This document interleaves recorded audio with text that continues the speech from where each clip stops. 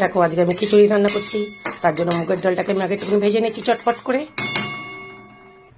ডালটা আমার ভাজা হয়ে গেছে। এখানে চট করে আমি দিয়ে দিয়েছি 2 বাটি জল, দিয়ে দিলাম 1 চামচ নমচ।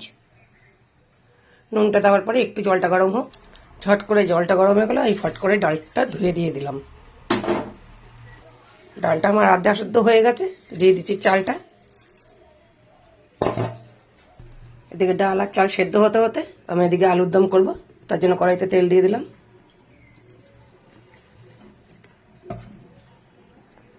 গোটা জিরে, তেজপাতা, শুকনো লঙ্কা ফোড়ন দিয়ে দিলাম আলুর দমের জন্য। ধোয়া কাটা আলুগুলো দিয়ে দিলাম, সঙ্গে 1 চামচ নুনও দিয়ে দিলাম। আলুগুলো একটু বেশ ভালো করে ভাজা হোক। দিয়ে দিই কুচনো টমেটো আর আদা বাটা, কিছুটা গুঁড়ো মশলা, লঙ্কা, জিরে, হলুদ ভিজিয়ে রেখেছিলাম সেটাকেও দিয়ে দিলাম। দিয়ে দিচ্ছি চিনি আর দিয়ে দিচ্ছি নুন। মশলাটাকে বেশ ভালো করে কষিয়ে নিচ্ছি আমি। খিচুড়ি আর আলুর দম, সঙ্গে অল্প করে একটু আলু ভাজা। এদিকে করতে করতে আলুটাও কষানো হয়ে গেল। দিয়ে দিচ্ছি আমি জল।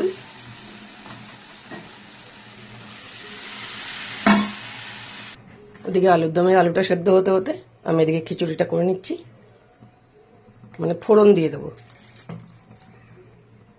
এখানে সেও একই, গোটা জিরে, শুকনো লঙ্কা, তেজপাতা ফোড়ন দিয়ে দিলাম।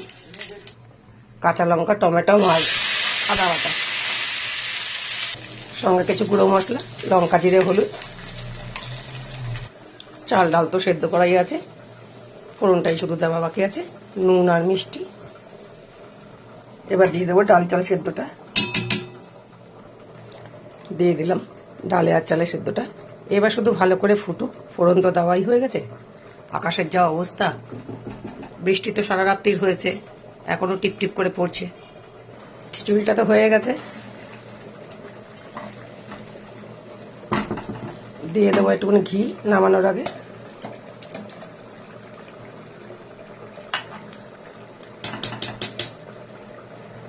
আলুর দমটাও হয়ে গেছে।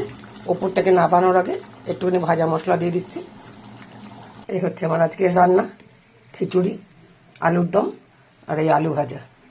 যদি ভালো লাগে তাহলে একটা লাইক দেবেন, একটা কমেন্ট করে জানাবেন কেমন লাগলো। ধন্যবাদ।